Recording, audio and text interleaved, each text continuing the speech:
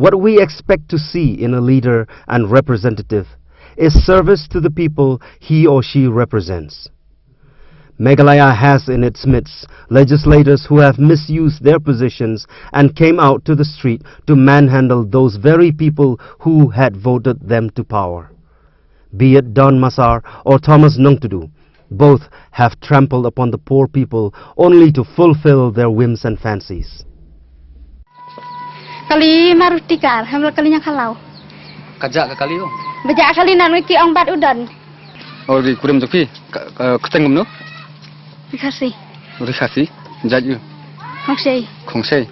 Dan nanu mana aja? Pi di bakasanya dia kesengi kerja parti yo. Sakti. Sakti. Dan nanu mana sih? Bawon fire. Abang ong bat udan dering udan tu ko. Shillong is looked upon as a hub for education and academics in the entire northeastern region of the country. What has been the scenario this year? Has man's greatest weapon truly shielded him from all odds? Take a look and take your pick.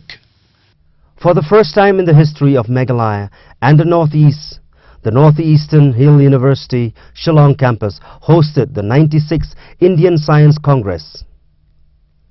Attending the Congress were 17,000 members with 4,642 participants.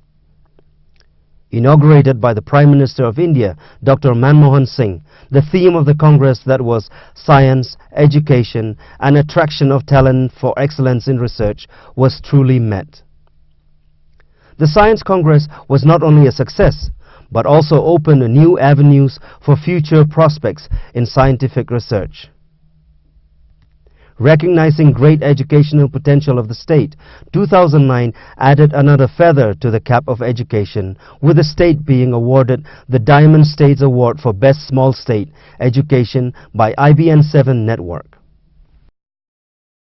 In the realm of power and electricity, the MUA government had in the year taken several improvisations of the Meghalaya State Electricity Board.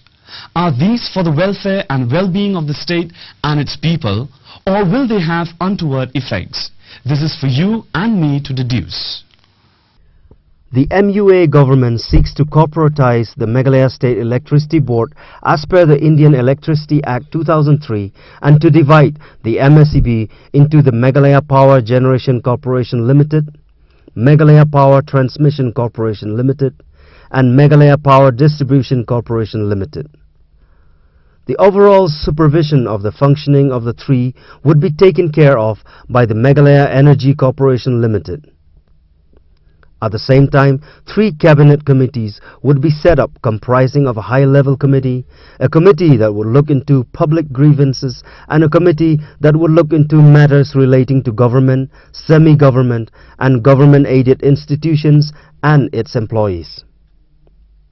Former Chief Secretary and a retired civil servant, P.J. Baisley, was sworn in as the chairman of the Meghalaya State Electricity Regulatory Commission that would look into the issue of license and fixing of tariffs of electrical goods.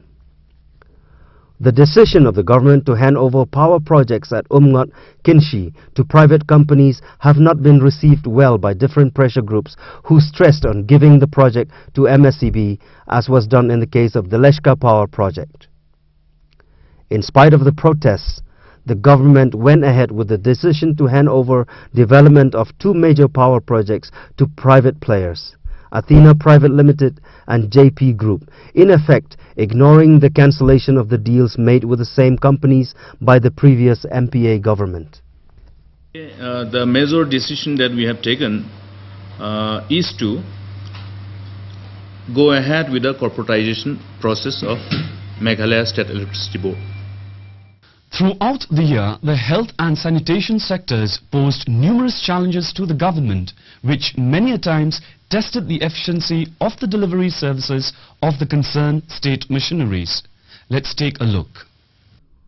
The year 2009 kick-started with the inauguration of the Emergency Response Service, or the EMRI, a 24-hour ambulance service provider commonly known as 108 to the people of the East and West Khasi Hills district, a boon for Meghalaya.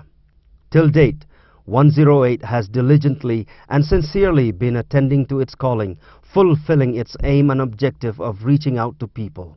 On Independence Day this year, Jowai was presented with the first 108 ambulance service that had really spelled out the true spirit of the celebration of this auspicious day. As if to challenge the 108 service, the state was hit by meningococcal meningitis, a sporadic disease leaving 791 people infected and 220 dead.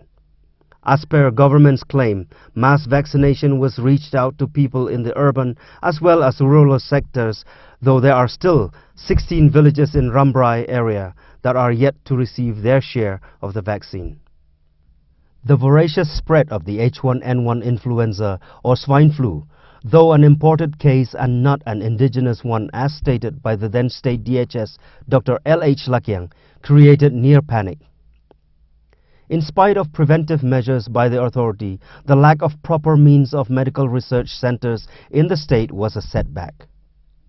The lone case that claimed the life of a nurse of the Shillong Civil Hospital whose throat swab samples reached Kohima instead of the National Institute of Cholera and Enteric Diseases in Kolkata was a tragic example.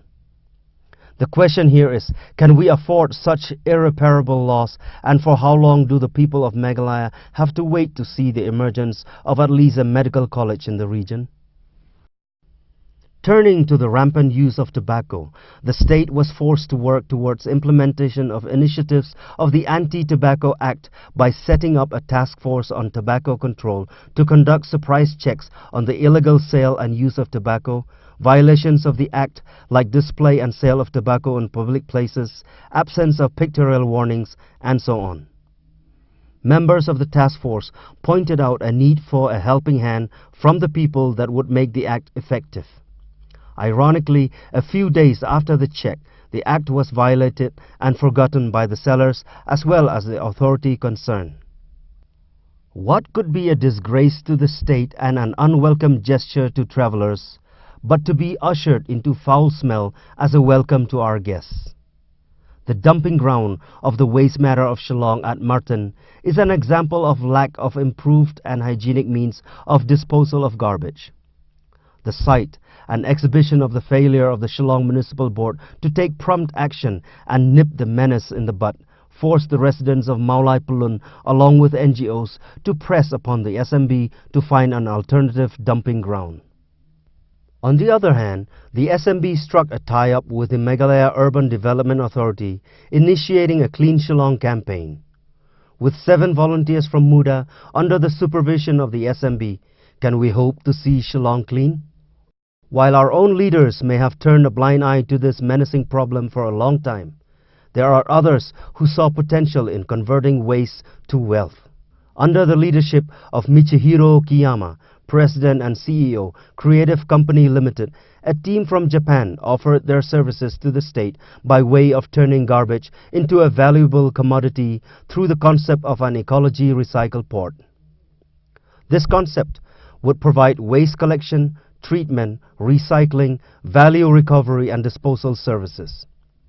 With its environmental-friendly approach, the project, if implemented, will also benefit the many unemployed youth of the state. ここにはですね、たくさんの資源が眠っているので、ぜひ